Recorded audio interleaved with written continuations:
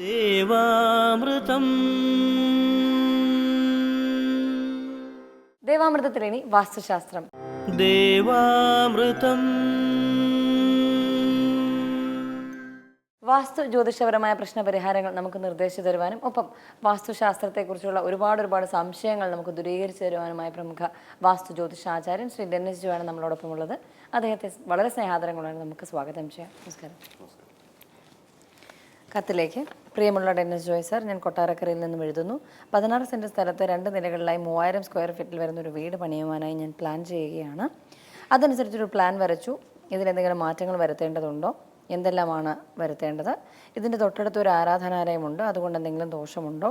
സ്ഥലത്തിന് എന്തെങ്കിലും ദോഷമുണ്ടോ? ദയവായി മറുപടി തന്ന് സഹായിക്കണമെന്ന് അനീഷ് പുത്തൻപുരയ്ക്കൽ. ഇതിനകത്തൊരു ആരാധനാലയം നിപ്പുണ്ട് തൊട്ടടുത്തായിട്ട്. അപ്പം അതിനനുസരിച്ച് വീട് പണിയുന്നതുകൊണ്ട് ദോഷമുണ്ടോന്നാണ് ഇവർ ചോദിച്ചിരിക്കുന്നത്. കാരണം വെച്ചാൽ വാസ്തുവിനെ സംബന്ധിച്ചൊരു 150 അടി മാറി നിൽക്കുന്ന ആരാധനാലയമാണെങ്കിൽ അതുമായിട്ട് ബന്ധപ്പെട്ടുള്ള ദോഷങ്ങൾ വരാനുള്ള സാധ്യത കുറവാണ്. പക്ഷേ ഇവർ ആരാധനാലയങ്ങൾ അടുത്തുണ്ടെങ്കിൽ അടുത്തുള്ള ഏതെങ്കിലും ഒരു വാസ്തുകാരെ വിളിച്ച് കാണിച്ചിട്ട് ഒന്നുകൂടി ഒന്ന് കൺഫേം ചെയ്യണം. കാരണം വെച്ചാൽ എപ്പോഴും നമ്മൾ പ്ലാനിൽ നമ്മൾ നോക്കുമ്പോൾ അതിൻ്റെ എല്ലാ കാര്യങ്ങളും നമുക്ക് അറിയാൻ പറ്റില്ല.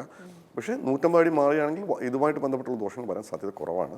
അപ്പം എന്നാലും ഒന്ന് കൺഫേം ചെയ്യുന്നവർക്ക് നല്ലതാണ്. അതുപോലെ ഇതിൻ്റെ ഈ ഒരു വീടിൻ്റെ പ്ലാൻ എടുക്കുന്ന സമയത്ത് ഇതിനകത്തൊരു 130 സെൻറ്റിമീറ്റർ കൂടി കൂട്ടിയെടുക്കുകയാണെന്നുണ്ടെങ്കിൽ ഇത് 77 കോൽ വരും.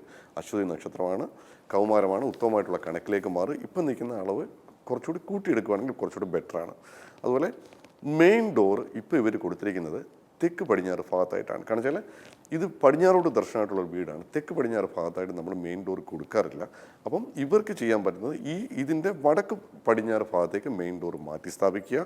അതുപോലെ ഗേറ്റ് വരുമ്പോഴും തെക്ക് പടിഞ്ഞാറ് മൂലയിൽ നിന്ന് വടക്ക് പടിഞ്ഞാറ് മൂല വരെയുള്ള നീളം എടുത്ത ശേഷം അതിനെ നേരെ പകുതിയാക്കിയിട്ട് പകുതിക്ക് വടക്ക് പടിഞ്ഞാറ് ഭാഗത്തേക്ക് ഇവർ ഗേറ്റ് ഇവർക്ക് സ്ഥാപിക്കാൻ പറ്റും. യാതൊരു കാരണവശാലും തെക്ക് പടിഞ്ഞാറ് ഭാഗത്ത് നമ്മൾ ഗേറ്റ് സ്ഥാപിക്കാറില്ല. ഈ 2 കാര്യങ്ങൾ ഇവർ ചെയ്യണം. അതുപോലെ ഇതിനകത്ത് സെപ്റ്റി ടാങ്കിൻ്റെ കാര്യങ്ങളാണ് ചോദിച്ചത്. കാരണം സെപ്റ്റി ടാങ്കും ജലസംഭരണികളും ഒക്കെ ഇവർ മതിൽ കെട്ടിയിട്ട് കോമ്പൗണ്ടിന് പുറത്താക്കുവാണെങ്കിൽ ഏറ്റവും സേഫാണ്.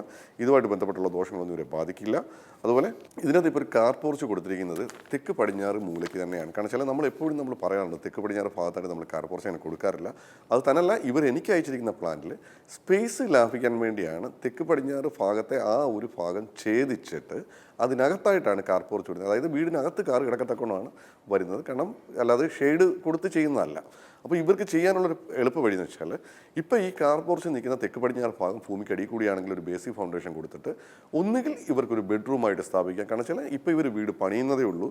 ഇപ്പം ബെഡ്റൂം ആയിട്ട് ഇവർ സ്ഥാപിക്കുകയാണെങ്കിൽ ഭാവിയിൽ നമുക്ക് ചിലപ്പോൾ തെക്ക് പടിഞ്ഞാറ് ഭാഗത്തൊരു ബെഡ്റൂം കൊടുക്കാൻ പറ്റിയില്ല എന്നോർത്ത് പിന്നീട് വിഷമിച്ചൊരു കാര്യമില്ല. ഇപ്പോഴാകുമ്പോൾ ഇവർക്ക് തെക്ക് പടിഞ്ഞാറ് ഭാഗത്തായിട്ട് കാർ പോർച്ചിൻ്റെ ഭാഗത്ത് ഇവർക്കൊരു ബെഡ്റൂം പ്ലാൻ ചെയ്യാൻ പറ്റും.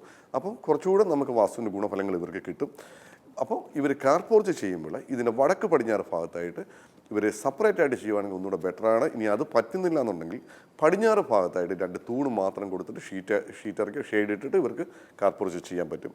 അതുപോലെ മുകൾ നിലയിൽ ഇപ്പം നിലവിൽ കാർ പോർച്ച് നിൽക്കുന്നതിന് മുകൾ ഭാഗം ബ്ലാങ്ക് ആണ്. അപ്പം കാർ പോർച്ച് നിൽക്കുന്ന തെക്ക് പടിഞ്ഞാറ് ഭാഗത്ത് ഒരു ബെഡ്റൂം പ്ലാൻ ചെയ്തിട്ട് അതിൻ്റെ മുകളിലായിട്ട് ഒരു നിലയിൽ ഒരു ബെഡ്റൂം കൂടെ ചെയ്യുകയാണെന്നുണ്ടെങ്കിൽ കൂടുതലായിട്ട് വാസ്തുവിൻ്റെ ഗുണഫലങ്ങൾ കിട്ടും. അതുപോലെ സിറ്റ് ഔട്ട് വരുമ്പം ഇതിൻ്റെ പടിഞ്ഞാറ് ഭാഗത്തായിട്ട് കൊടുക്കും. മുകൾ നിലയിൽ പടിഞ്ഞാറ് ഭാഗത്തായിട്ട് പ്ലാൻ ചെയ്യാൻ ഇവർ ശ്രദ്ധിക്കുക.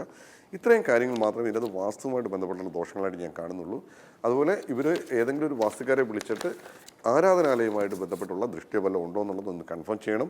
ഞാൻ ഈ പറഞ്ഞ കാര്യങ്ങൾ മാത്രമേ ഇതിനകത്ത് വാസ്തുവിൻ്റെ കറക്ഷനുമായിട്ട് ബന്ധപ്പെട്ട് വരുന്നുള്ളൂ. ഈ കാര്യങ്ങൾ ചേഞ്ച് ചെയ്യുമ്പോൾ വാസ്തുവുമായിട്ട് ബന്ധപ്പെട്ടുള്ള ദോഷങ്ങൾ മാറിക്കിട്ടും. പിന്നെ ഈ പറഞ്ഞ പോലെ ഇവർ സെപ്പറേറ്റ് ടാങ്ക് ചെയ്യുമ്പോഴും അതുപോലെ വാട്ടർ ടാങ്കൊക്കെ ചെയ്യുമ്പോഴും ഇവരുടെ ഒരു ബൗണ്ടറി തിരിച്ചിട്ട് ഇവർ ചെയ്യുവാണെങ്കിൽ അതിൻ്റെ ദോഷങ്ങൾ ഒരിക്കലും ഈ ഒരു കോമ്പൗണ്ടിലേക്ക് വരില്ല.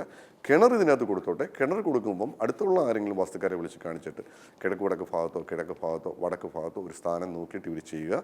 വടക്ക് ഭാഗത്ത് ചെയ്യുമ്പോൾ ഒരിക്കലും വടക്ക് പടിഞ്ഞാറ് ഭാഗത്തേക്ക് നീങ്ങി പോകാതിരിക്കാനായിട്ട് പ്രത്യേകം ശ്രദ്ധിക്കുക. ഏതൊക്കെ ദിശകളിൽ കാർ പാർക്ക് ചെയ്യാം? അത് കാർ പോർച്ച് ഇല്ലെങ്കിലും ഇല്ല, ചില ദിക്കെന്ന് പറയുമ്പോൾ നമ്മൾ എനർജി ഫ്ലോ വരുന്ന ദിക്കുകളാവും. കാരണം ചില കിഴക്കുടക്ക് ഭാഗത്ത് ഇപ്പം വീടൊക്കെ പണിഞ്ഞ ശേഷം പിന്നെ സ്പേസ് ഇല്ലാതെ വരുമ്പോൾ കിഴക്കുടക്ക് ഭാഗത്തെ മതിലിനോട് ചേർത്തിട്ട് വലിയ കാർ പോർച്ച് കൊടുക്കുന്നതായിട്ട് കണ്ടുവരാറുണ്ട്. അപ്പോൾ കിഴക്കുടക്ക് ഭാഗത്ത് കാർ പോർച്ച് കൊടുക്കുമ്പം ഈ പറഞ്ഞ പോലെ അതിൻ്റെ ഹൈറ്റൊക്കെ നമ്മൾ പ്രത്യേകം ശ്രദ്ധിക്കേണ്ടതാണ്. കാരണം ചില എനർജി ഫ്ലോ ബ്ലോക്ക് ചെയ്യും. അതുപോലെ ഇപ്പം തെക്ക് പടിഞ്ഞാറ് ഭാഗത്തായിട്ട് നമ്മൾ യാതൊരു കാരണവശാലും നമ്മൾ കാർ പോർച്ച് കൊടുക്കാറില്ല. കാരണം തെക്ക് പടിഞ്ഞാറ് ഭാഗത്ത് കാർ പോർച്ച് കൊടുക്കുമ്പോൾ ചിലപ്പോൾ ഈ പറഞ്ഞ പോലെ വാഹനമായിട്ട് ബന്ധപ്പെട്ടുള്ള എന്തെങ്കിലും രീതിയിലുള്ള പ്രശ്നങ്ങളും ബുദ്ധിമുട്ടുകളും വന്നുകൊണ്ടേയിരിക്കാം. അതുതന്നെ കാർ പോർച്ചിൻ്റെ ഒരു സ്ഥാനം എന്ന് പറയുന്നത് കൃത്യമായിട്ടുള്ള കണക്കിലും അത് കൃത്യമായിട്ടുള്ള സ്ഥലങ്ങളും നമ്മൾ കൊടുത്തില്ലെങ്കിൽ നമുക്ക് ഒരിക്കലും വാഹനം വാഴില്ല. കാരണം എല്ലാ കാര്യങ്ങളും ഞാൻ നേരത്തെ പറഞ്ഞത് നമുക്കൊരു കണക്കും നമ്മൾ അളവും സ്ഥാനവും നമ്മൾ നോക്കുമ്പോൾ ചിലപ്പോൾ നമ്മളൊരു അന്ധവിശ്വാസമാണ് എന്ന് പറയും. പക്ഷേ ഓരോന്നിനും ഓരോ ദിക്കുകളാണ്. കാരണം ഈ പറഞ്ഞ പോലെ തെക്ക് പടിഞ്ഞാറ് ഒരു ദിക്കാണ്, തെക്ക് ഭാഗം ഒരു ദിക്കാണ്, തെക്ക് കിഴക്ക് ഭാഗം ഒരു ദിക്കാണ്. അപ്പം കാർ എന്ന് പറയുന്ന സാധനം മെറ്റലാണ്. അപ്പോൾ അതിൻ്റെ മൂലം എന്ന് പറഞ്ഞാൽ മെറ്റലാണ്. അപ്പം മെറ്റലുമായിട്ട് ബന്ധപ്പെട്ട് ദോഷമില്ലാത്ത ദിക്കിൽ നമ്മളത് പ്ലാൻ ചെയ്യുമ്പം അത് കൂടുതൽ ഗുണഫലങ്ങൾ തരും. അതുപോലെ തീയുടെ ഏരിയയിൽ കൊണ്ടുവന്നിട്ട് മെറ്റലുമായിട്ട് ബന്ധപ്പെട്ടുള്ള സാധനം പ്ലാൻ ചെയ്യുമ്പോൾ അത് അത്ര സുഖകരമായിരിക്കണമെന്നില്ല. അപ്പോൾ ഓരോ ദിക്കും നമ്മൾ ചെയ്യുമ്പോഴും അത് കൃത്യമായിട്ടുള്ള സ്ഥാനം നോക്കി ചെയ്യുകയാണെന്നല്ല. കാരണം ചില വാഹനങ്ങൾ വാങ്ങിച്ചാൽ വാഴാത്ത ആൾക്കാരുണ്ട്, എത്ര വാഹനം വാങ്ങിച്ചാലും വാഴയില്ല.